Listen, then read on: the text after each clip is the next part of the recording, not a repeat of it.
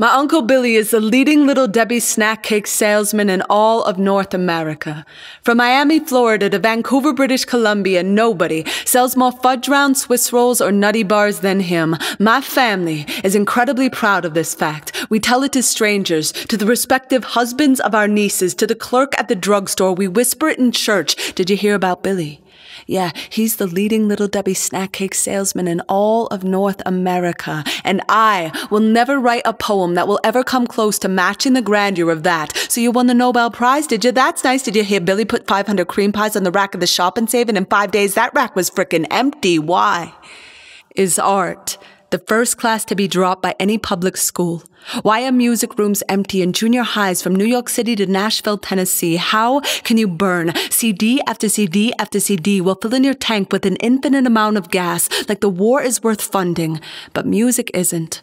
Our culture is a prison, and the only one with a key is little Emmy Jones, covering every inch of her standardized test with the best #2 pencil version of A Starry Night anyone has ever seen. And yes, there is a hummingbird in her chest. Its wings are beating 80 times a second for the second you and I will see that Dr. King did not write a speech called I Have a Dream. He wrote a poem called I Have a Dream, y'all. I don't know if God will ever have a purple heart, but I know we have a bow we could pull above the strings of a combat boot and make it sing like the eyes of a 7-year-old boy staring down the barrel of apartheid's loaded guns, screaming for the right to write stories, to sing songs in his mother's tongue. Point me in the direction of glory. I will run towards a tiny hand in the most wounded corner of Palestine, dipping a brush into a can of yellow paint to paint a feather on a wing on a wall that is so tall only yellow birds can escape. But when they do, they carry the hearts of children on their backs, and when their wings flap, they make the sound of anthems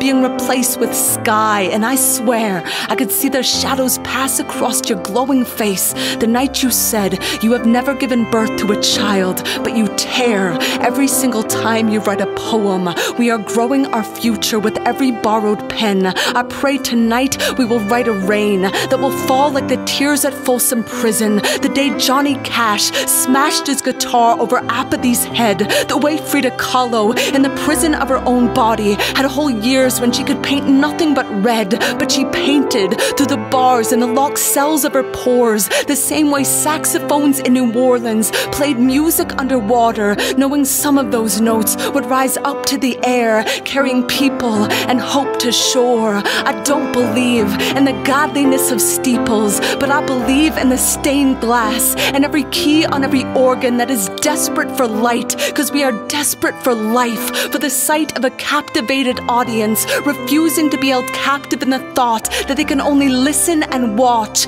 Picasso said he'd paint with his own wet tongue on the dusty floor of a jail cell if he had to. We have to create. It is the only thing louder than destruction. It is the only chance the bars are gonna break. Our hands full of color, reaching towards the sky, a brushstroke in the dark. It is not too late. That starry night, it is not yet dry.